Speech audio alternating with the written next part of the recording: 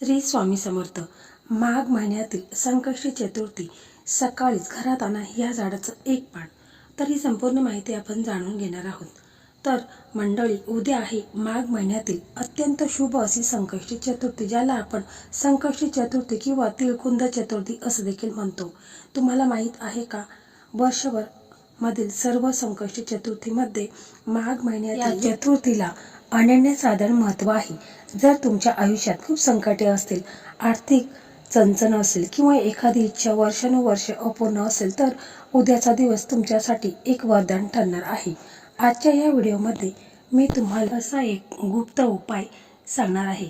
कदाचित कोणी तुम्हाला सांगितलं असेल, फक्त एक खास पान, हो, एक विशिष्ट झाडाचे फक्त एक पान उद्या सकाळी तुम्हाला घरात आणायचं आहे.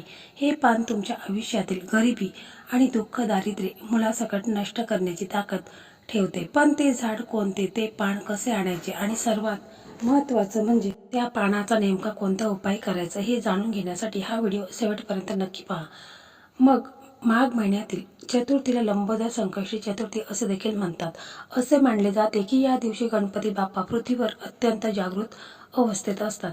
जो भक्त या दिवशी मनापासून सेवा करतो, त्याची कितीही मोठे संकट असले तरी बाप्पा ते आपल्या मोठ्या पोटाप्रमाणेच पचवून टाकतात. अनेकांना वाटते की फक्त उपवास केला की झालं, पण शास्त्र सांगते की काही विशिष्ट वनस्पतीमध्ये देवतत्वाचा वास असतो. उद्याच्या दिवशी अशाच एका विशिष्ट वनस्पतीची सेवा केल्यास अशक्य गोष्टी शक्य होतात. अनेक स्त्रिया मला विचारतात की ताई, आम्ही खूप कष्ट करतो पण प्रगती का होत नाही? याचे उत्तर तुमच्या घराच्या ऊर्जेत दडलेले असते आणि तीच ऊर्जा बदलण्यासाठी उद्याचा हा उपाय आहे. आता वेळ आली आहे त्या गुप्त उपायाबद्दल जाणून घेण्याची. लक्ष देऊ नका. उद्या सकाळी सूर्योदयापासून ते दुपारी 12 वाजेपर्यंत तुम्हाला एका झाडाचे पान तोडून किंवा खाली पडलेले असल्यास ते स्वच्छ धुवून घरात आणायचे आहे. शमीचे झाड किंवा पर्याय म्हणून पिंपळ चालेल, पण प्रथम प्राधान्य शमीला देखील दिले जाईल. हे भगवान गणेशाला शमीचे झाड अत्यंत प्रिय आहे. असे म्हटले जाते की शमीच्या पानात प्रत्यक्ष अग्नी आणि गणपतीची शक्तीचा वास असतो. फक्त पान आणून चालणार नाही. ते पान आणताना तुम्हाला एका विशिष्ट मंत्र म्हणायचा आहे आणि घरात आणल्यावर त्याची विधिवत तुम्हाला पूजा देखील करायची आहे. तुम्ही विचार करत असाल की एक पान काय चमत्कार करणार? तर मंडळी, हे केवळ पान नाही, तर ते तुमच्या घरासाठी सुरक्षा कवच ठरणार आहे. उपाय करताना तुम्हाला स्नान आणि शुद्धता हवी आहे.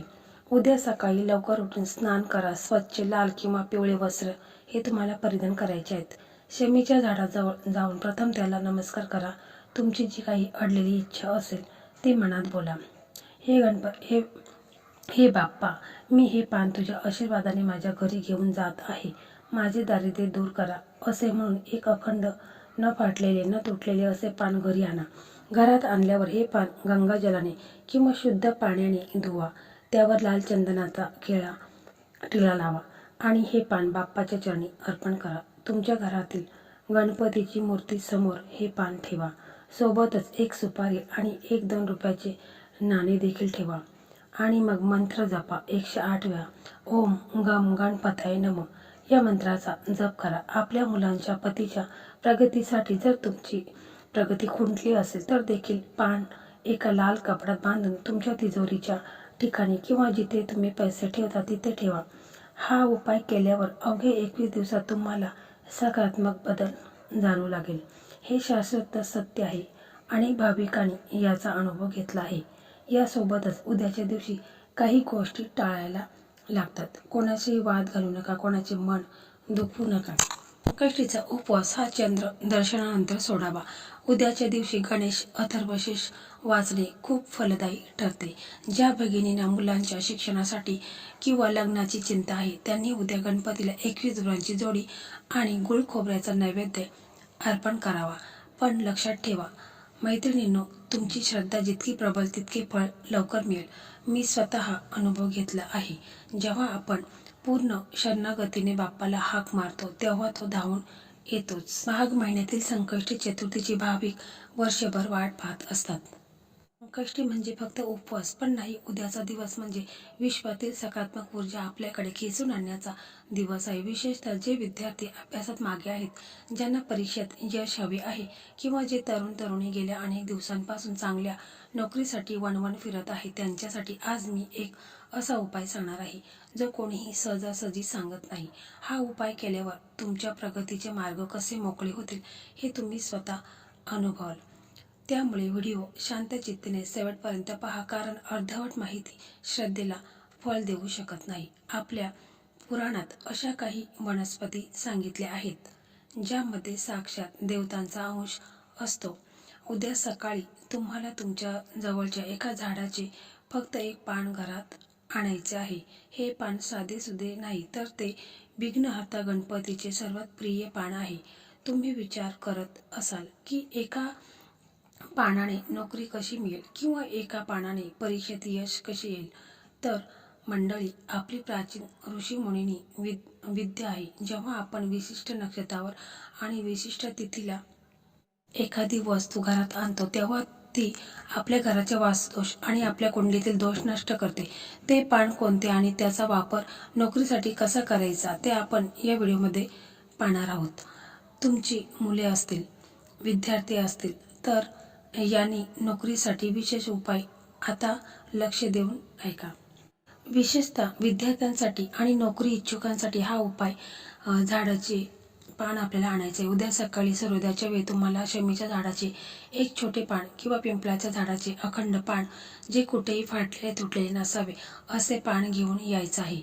विद्यार्थ्यांनी हे पान आणून त्यावर अष्टगंधाने किंवा लाल चंदनाने श्री लिहावे. हे पान आपल्या सरस्वती देवीच्या फोटोसमोर किंवा आपल्या अभ्यासाच्या पुस्तकात ठेवावे.